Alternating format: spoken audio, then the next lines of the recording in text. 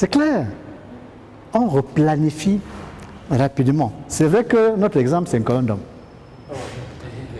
On lance le temple de Corendon, on est en train de faire la toiture, on va faire les portes. On dit que le président de l'église sera à Yaoundé tel jour. Et le chef de la paroisse de Lankar dit non, mais il faut qu'il voit ma réalisation. Il faut qu'il voit un Corendon. Il faut rapidement mettre les portes, voir même les peintures.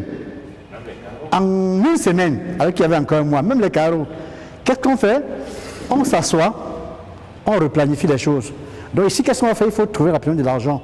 On en a besoin. Il faut trouver des matériaux. Il faut trouver des personnes. On renforce l'équipe et une grande pluie s'annonce. On arrête le coulage. Parce qu'on ne va pas faire la dalle sous la pluie. Et comme la pluie dure 3 jours, que se passe-t-il?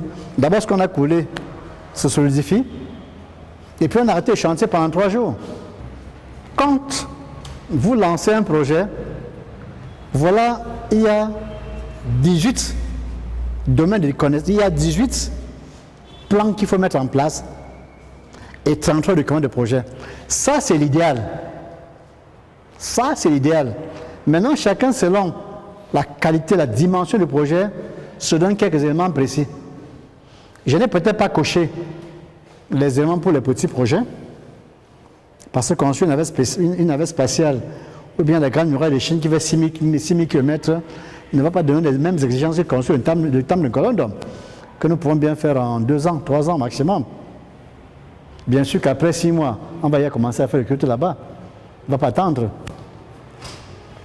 Il y a donc le plan de gestion du périmètre, le plan de gestion des exigences, le plan de gestion de l'échéancier. Vous voyez, les exigences, de toutes les manières, vous devez faire un plan, parce qu'il faut connaître les exigences du projet. L'échéancier, vous n'avez pas moyen, vous ne pouvez pas louper ça. Et ceci, c'est dans une chemise. Hein. Vous écrivez plan de gestion de l'échéancier et vous mettez l'échéancier dedans. Communiquer. Il y en a plusieurs études de faisabilité. On met échéancier et on numérote avec le nom. Les coûts du projet doivent être connus. Et coûts du projet global et coûts dans les phases. Vous mettez dans une autre chemise. Quelles sont les exigences de haut niveau? Les résistances. Le plan des ressources, a dit les personnes qu'on doit recruter, les matériaux qu'on doit payer, les équipements. Le matériel, c'est un équipement léger, quoi. Par exemple, une machette, une bourrette, c'est un matériel, c'est pas un équipement, c'est un matériel. D'accord? Par contre, un ascenseur, c'est un équipement. Parce que c'est costaud. Le plan de la communication, il faut ouvrir une petite chemise, même sous-chemise, on met dedans. À tel moment, on doit communiquer sur tel. On le verra. Le plan des risques. Le plan des approvisionnements. Comment, quand il y a un problème, on fait comment? Il y a le plan de gestion de configuration, des bases du périmètre, des bases de l'échéancier, des bases de coûts, performance. Encore cela, on peut les mettre directement dans le plan de gestion des coûts. C'est-à-dire que, qu'est-ce qu'on appelle plan de gestion des bases de coûts? C'est que chaque opération a ce qu'on appelle les coûts primaires. Vous êtes parti sur le marché, vous avez étudié les coûts et vous avez mis ça à l'intérieur. Mais quand on va sur le marché, maintenant, ce n'est pas le même prix. Parce que les prix sont passés par l'Ukraine aujourd'hui. Donc les prix, au moment là, vous avez les nouveaux prix maintenant, vous les mettez là. Alors qu'il y a déjà la base de prix à l'intérieur. Il faut avoir des sous chez nous pour gérer tout cela. Donc les gens, c'est les grandes dates dans la vie de votre projet.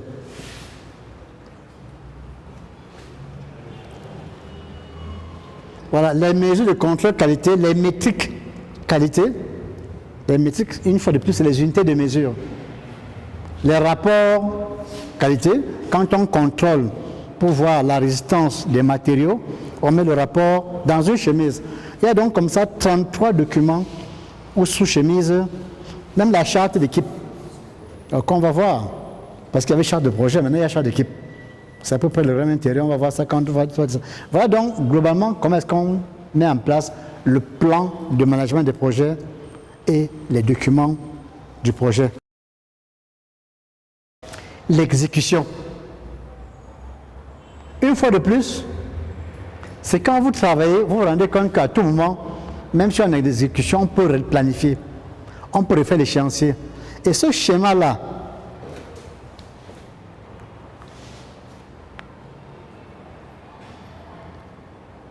vous donne un groupe de processus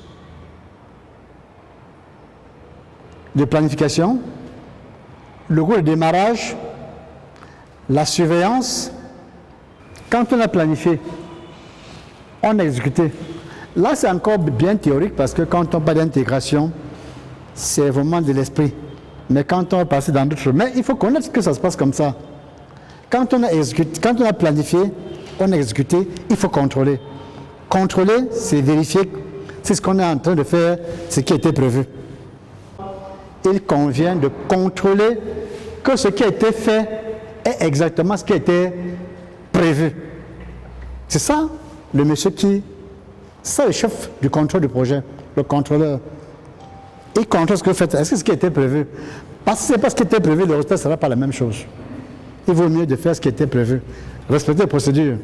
Et si ce n'est pas ça, on fait les corrections immédiates. Et quand on fait les corrections immédiates, on va dans les documents de projet, on change. Il y a des mesures correctives que l'on prend. Il y a même des mesures préventives. D'accord? Oui, maman.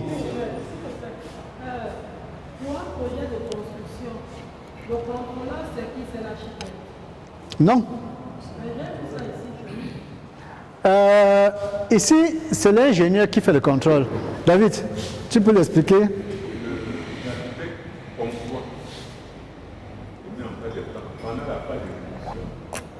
L'ingénieur qui suit l'exécution des plans mis en place par l'ingénieur. Par l'architecte. Maman? Ça, c'est ce que je savais. Parce qu'il y a eu notre président. Je pense qu'à un moment donné, on a voulu changer une date. Et on a fait appel à l'architecte qui a dit non, qu'il faut respecter. Moi, j'ai cru qu'il était contrôleur. C'est pas ça. Par exemple, pour notre presbytère, l'architecte, c'est papa ici. Le contrôleur, c'est papa l'ingénieur. Qui est contrôleur, non? Oui, en fait, c'est papa Paul. Paul Témagé Paul. Jean-Yves est actuellement papa des Polonais. Oui. D'accord. Donc, et papa, il y a l'architecte, il y a le contrôleur, il y a le chef de voilà. Donc, quand on appelle d'accord, il y a le maître d'ouvrage. Le maître d'ouvrage. Et qui rend compte. L'ingénieur. Donc, composé de papa, nous composé de papa Paul Pinajou et de Polonais. Oui, la différence. Et au milieu, quelqu'un, il y a celui maintenant qui construit, qu'on a recruté, le sous-traitant. Donc c'est vraiment séparé. Le sponsor, oui. Pour apporter la précision, l'éclairage nécessaire, c'est qu'à un moment donné, il est question de modifier le plan de la société. Parce qu'on a pris une terrasse. Il fallait modifier le plan de la société. Les ingénieurs ont C'est le contrôleur qui voulait apporter la modification. Alors, ils sont chargés de contrôler si ce qui a été dit, c'est ce qui est en train d'être fait. Oui. Ils veulent apporter la modification. Oui, parce que c'était Les contrôleurs qui voient l'effectivité et la réalisation, d'accord, mais ils n'apportent pas de modification. Ils proposent donc qu'on apporte. en termes de coût, les ingénieurs ont réduit considérablement le coût arrêté au départ par l'architecte. Voilà. Lorsqu'on fait la salle, il faut mesurer, il faut comprendre l'impact. Quand tu joues, tu as mangé. Non, non, non. On a dit, c'est les jalons que tu as définis. Tu t'es dit, j'ai fait ça. Mais tu n'es pas obligé. C'est toi qui décides. Mais on peut faire des jalons du projet. On peut même faire des inaugurations partielles du projet. D'accord? On peut dire, j'ai dédicace à tel moment. Mais c'est toi qui décides. C'est pas obligé. Pourquoi c'est obligé? Si tu fais les moyens, tu fais comment? D'accord, merci. Donc, suivez. Oui, Jules. Je voudrais juste apporter pour dire que même le toit, quand on faisait le toit, on prenait par exemple, c'était l'objet de saut. très souvent des très grosses pressions. Parce qu'on appelait beaucoup de gens pour venir participer à donner le béton, à faire ci, à faire ça. Mais aujourd'hui, la technologie a tellement évolué qu'il y a des, on appelle ça des bétonniers ou bétonniers. Voilà, qui même avec le tuyau, deux camions seulement pour l'une dalle. Les bétons prêts à l'emploi. Donc, ce qui fait après, vous allez voir tous les gens vont commencer à faire ça. Donc, on avance au bâtiment, avoir ça, dépend vraiment de tout comme il a dit. Des fois, on dit au tolage, on va inviter maman Pasto, qui doit préparer la nourriture. Après, papa paie le vin. On verse dessus pour voir si la tôle a été bien faite, quoi. Voilà. C'est ça, c'est les jalons, papa. Je peux aussi préciser que c'est un élément aussi culturel.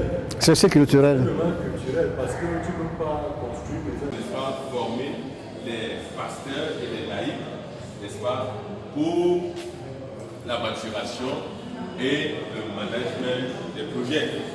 Et notre souci, le grand souci, c'est qu'en réalité, nous sommes tous des leaders. Il faudrait qu'à la suite